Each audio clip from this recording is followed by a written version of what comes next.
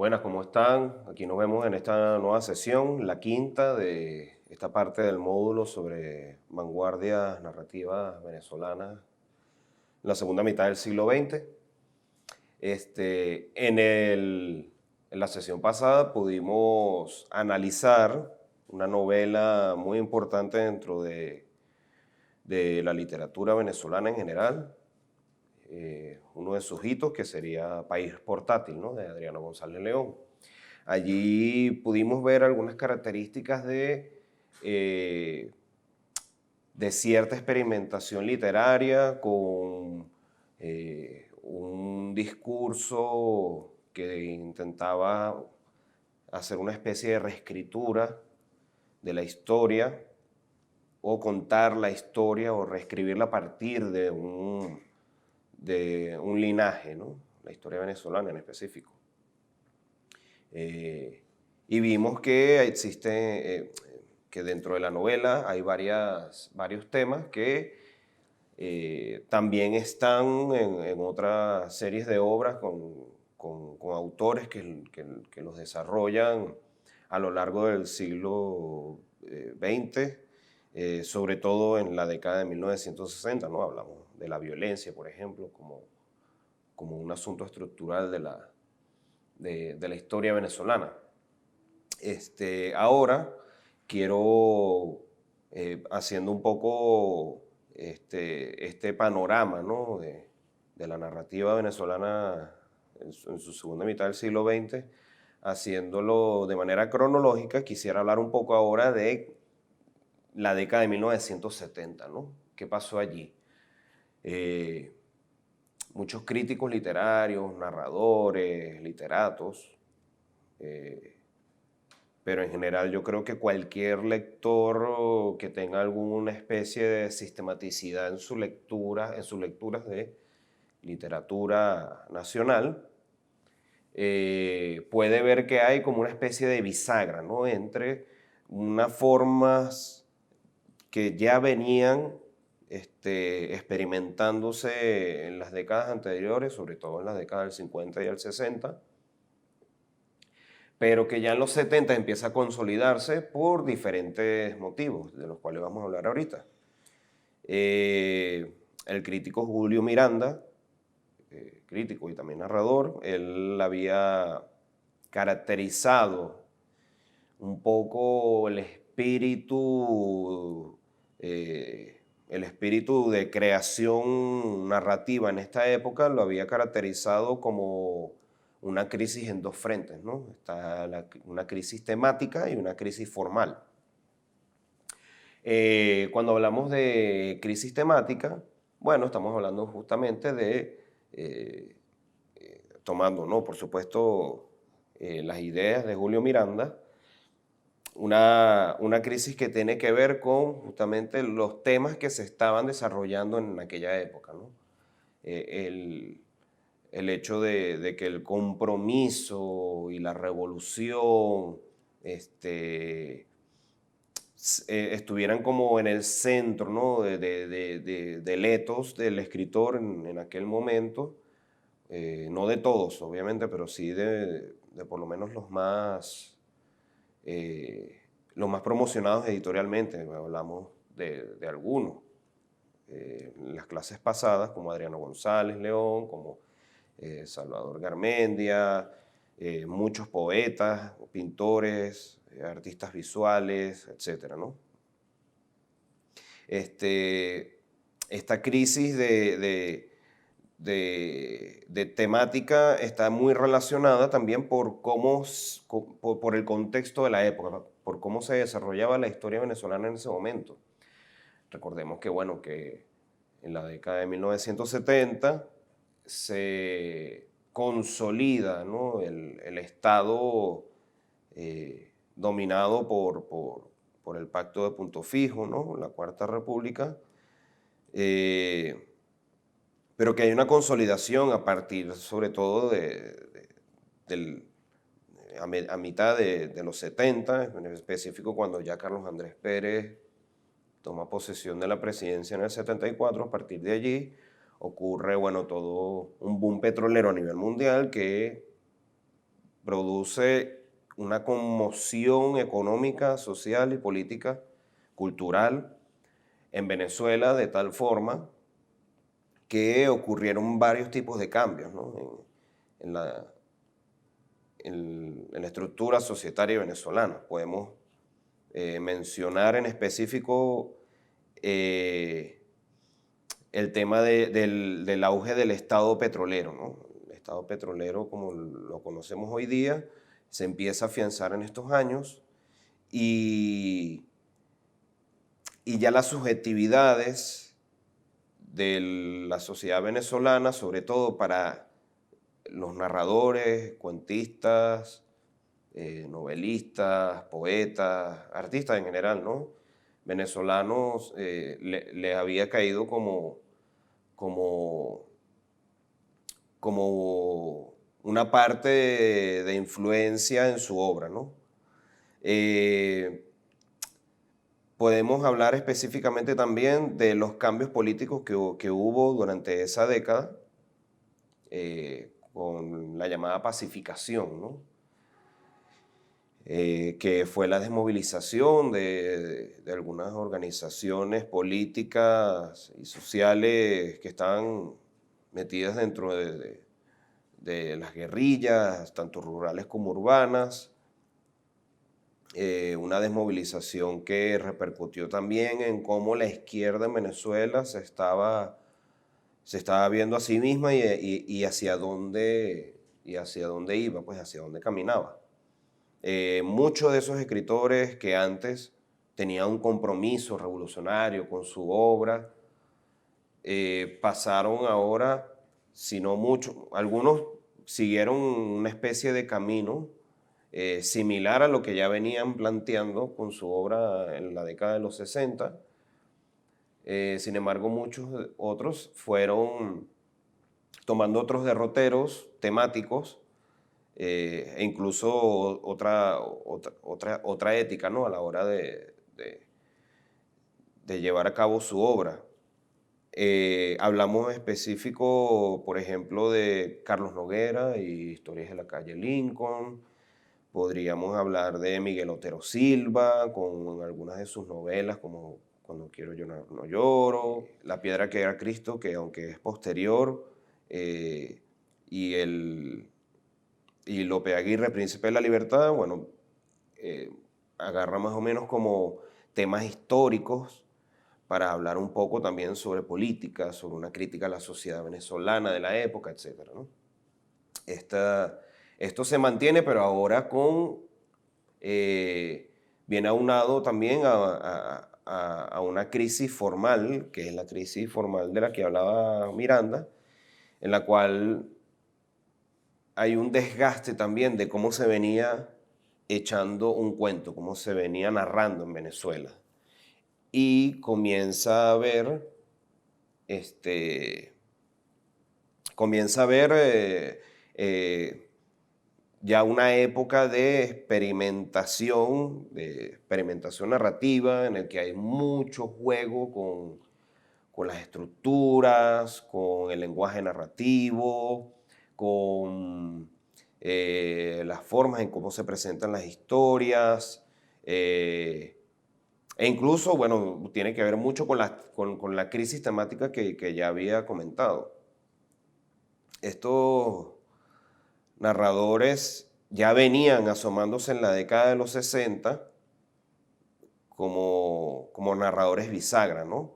Eh, Podríamos en específico hablar de un cambio de actitud, ¿no?, que hay allí, precisamente por toda esta época de pacificación, por toda esta época de desarrollo económico, en el que, bueno, muchos escritores entran en el circuito cultural oficial venezolano, empiezan a erigirse varias editoriales importantes o instituciones importantes, por ejemplo el INCIBA, que fue lo que luego fue el CONAC, lo que es hoy actualmente el Ministerio del Poder Popular para la Cultura, Monte Ávila Editores, en la década de los 70, empieza ya a tener un fuelle bastante serio y una influencia dentro de la literatura no solamente venezolana, sino hispanoamericana. Y el CELARC, ¿no?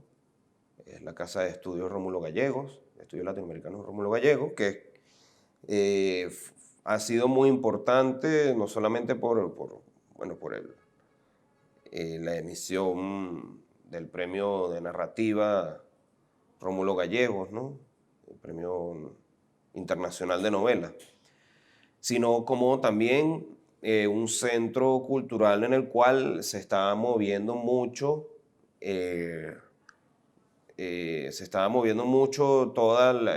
todo lo que tiene que ver con editoriales, talleres,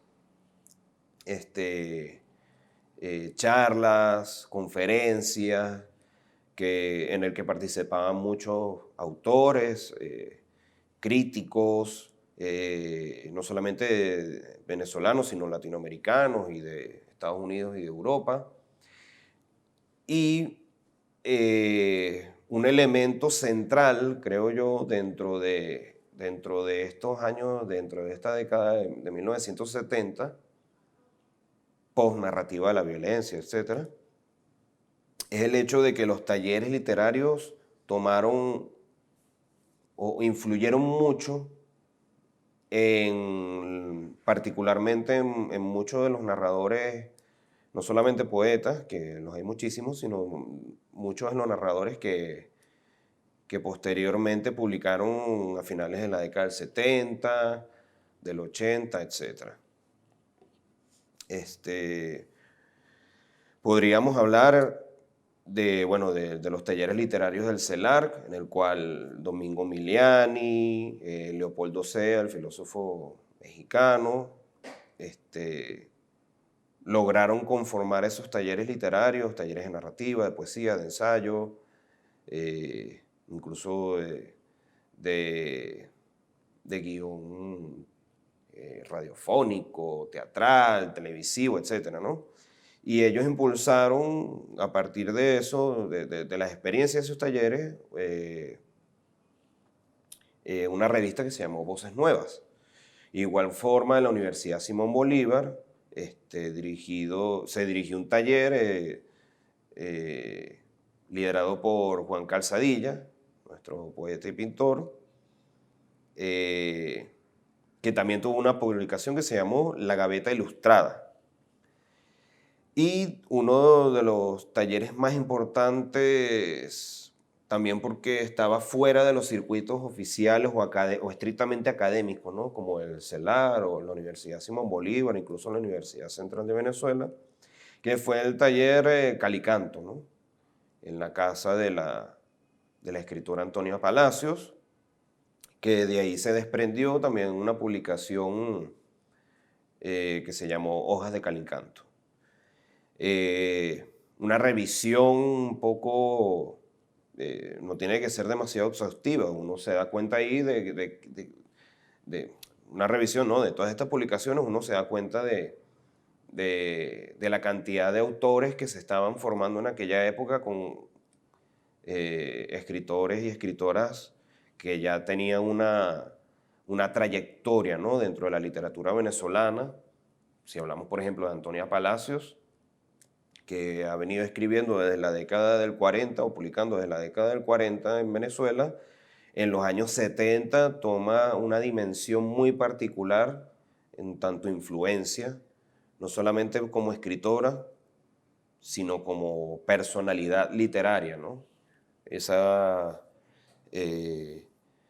Una especie de gurú de la tribu literaria, en el cual en su taller, en donde participaron, bueno, o sea, de ahí salieron muchísimos de los escritores que posteriormente harían nuevos grupos vanguardistas, nuevos grupos literarios, como el grupo Guaire, en donde estuvo Raiz Lucas, Nelson Rivera, etc.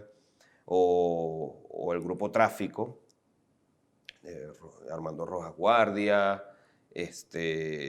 Igor Barreto, Yolanda Pantin, Miguel Márquez, etc. uno se da cuenta entonces de la importancia, ¿no?, de estos talleres, no solamente por los autores que congregaba, que luego los conoceríamos, sino porque en esos talleres era en donde se estaba viendo una profusión de técnicas narrativas que se estaban estudiando en la época, o que nuestros narradores estaban estudiando, estaban ensayando y que estaban poniendo en práctica.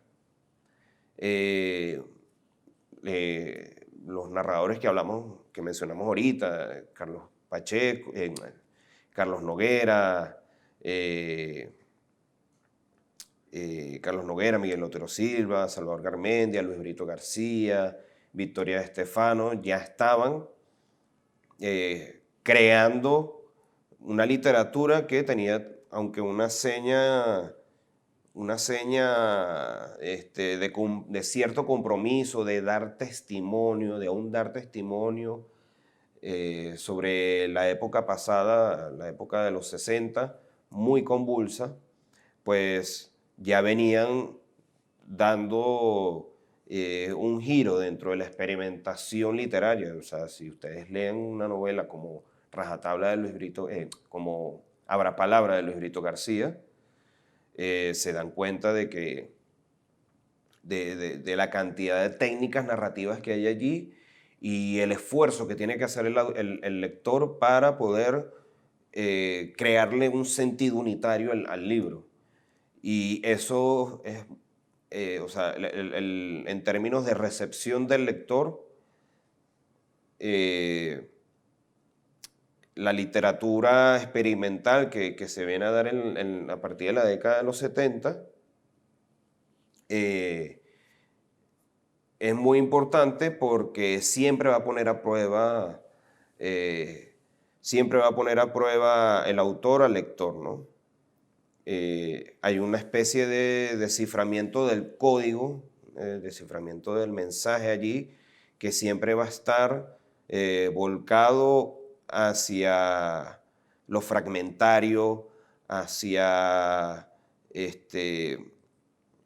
estructuras que están un poco disueltas, ¿no?, dentro de una unidad narrativa, estoy hablando en específico de un texto literario, y que, por ejemplo, me gustaría aquí citar a Julio Miranda, en el que habla muy en específico de esto. Él dice: el rol predominante del lenguaje, ocupando su elaboración y la correspondiente de estructura, enfoques, tonos, etc., el primer plano de la obra, la supresión de los temas, o por lo menos su subordinación a los personajes, la atención a la cotidianeidad como materia fundamental de la narración y las múltiples relaciones establecidas entre la cotidianeidad y la subjetividad, casi un principio de escepticismo cognoscitivo, el abandono de la denuncia literaria, posiblemente entendida como sociopolíticamente ineficaz y narrativamente peligrosa, la limitación del testimonio a la autobiografía de la existencia diaria, etc., son aspectos que apuntan todos a esa nueva concepción, implícita al menos, explícita teóricamente solo por Balza y en lo que respecta a su obra,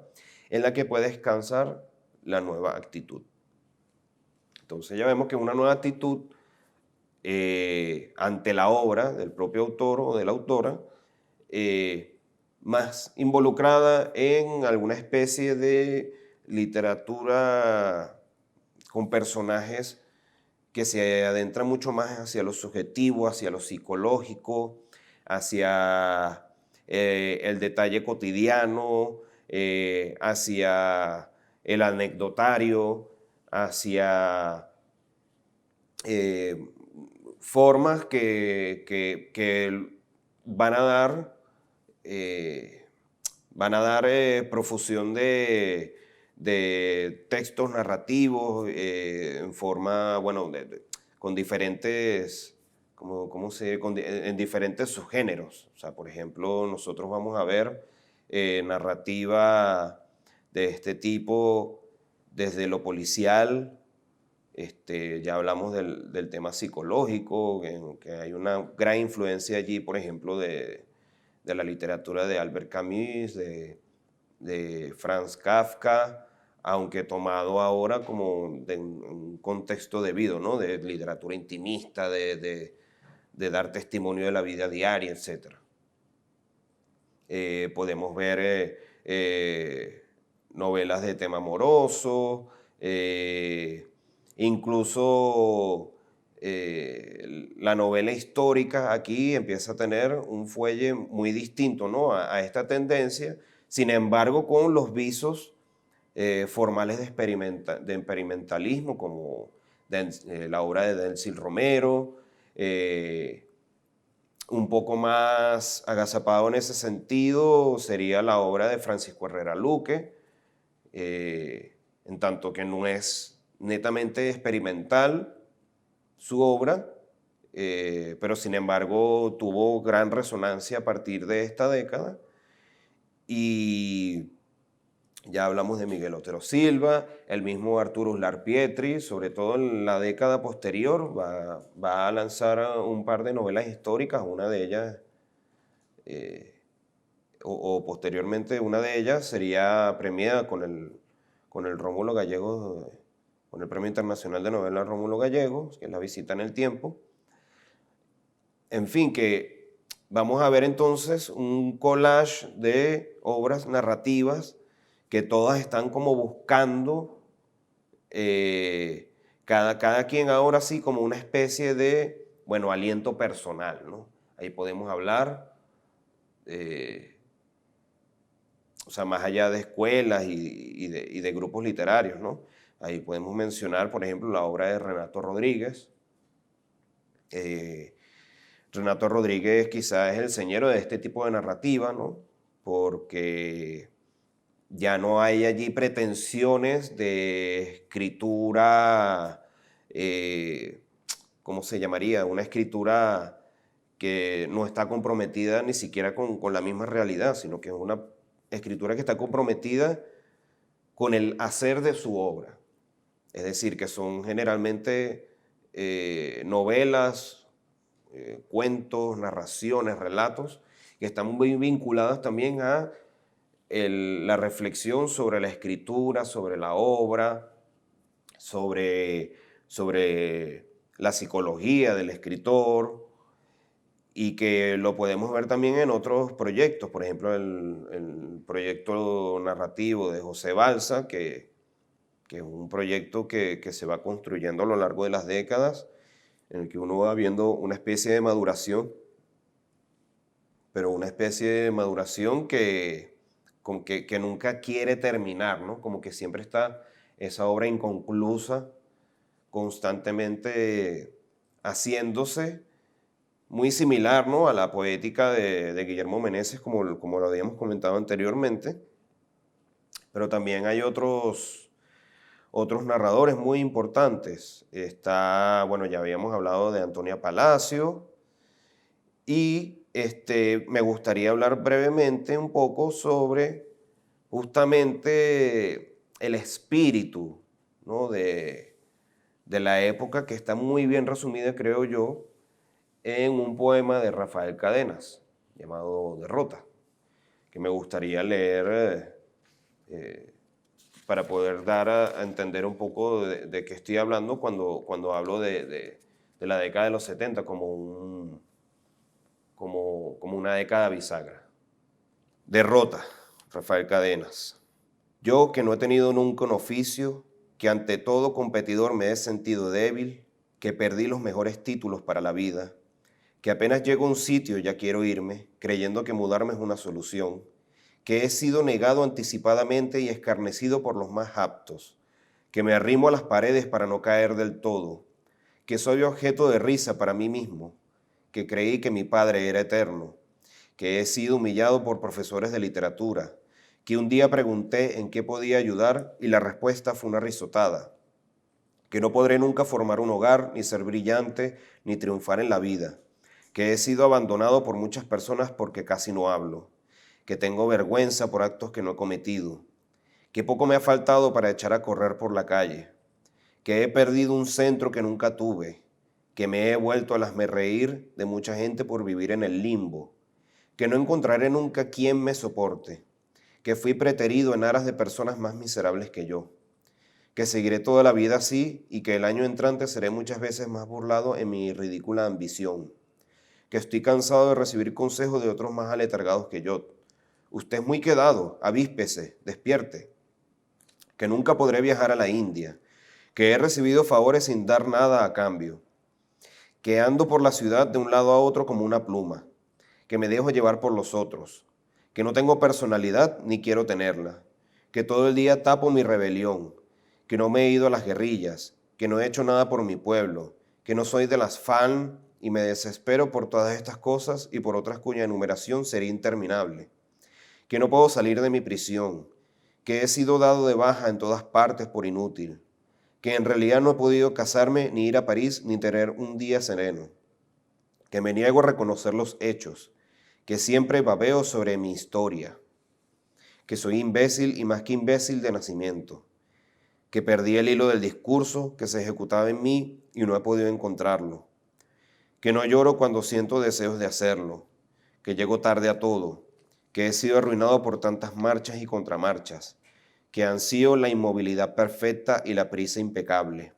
que no soy lo que soy ni lo que no soy, que a pesar de todo tengo un orgullo satánico, aunque a ciertas horas haya sido humilde, hasta igualarme a las piedras, que he vivido 15 años en el mismo círculo, que me creí que predestinado para algo fuera de lo común y nada he logrado que nunca usaré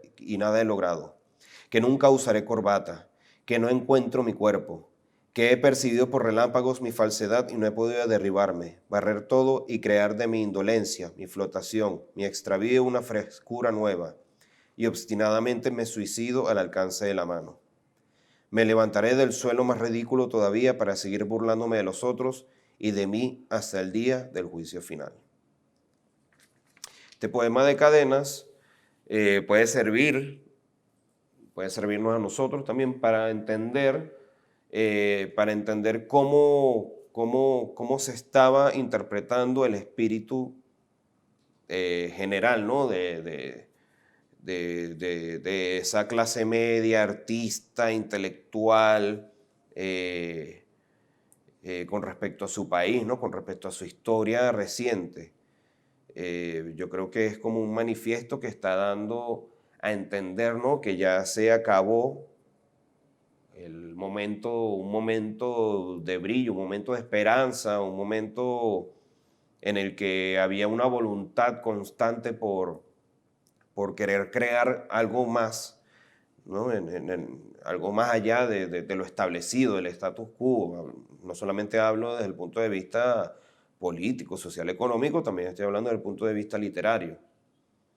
Entonces, yo creo que Cadenas lo dice muy bien allí, en cómo estas generaciones que vienen desde los años 60 y que van embargados hacia los 70 y los años posteriores, cómo esta generación va abriéndose camino con nuevas subjetividades, con nuevos temas, con nuevas ambiciones.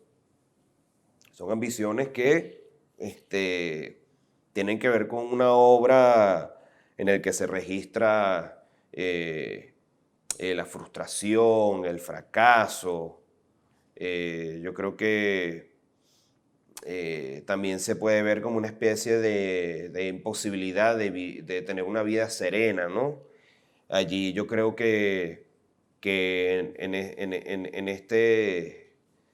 desde esta corriente, ¿no? De cómo se está viendo la vida del país y en general la vida en el mundo, desde Venezuela, va a tener entonces un prodigio narrativo que luego vamos a estudiar con un poquito más de conciencia en la próxima sesión, en la cual vamos a hacer un análisis de 3 cuentos de esta época. Muchas gracias y hasta la próxima.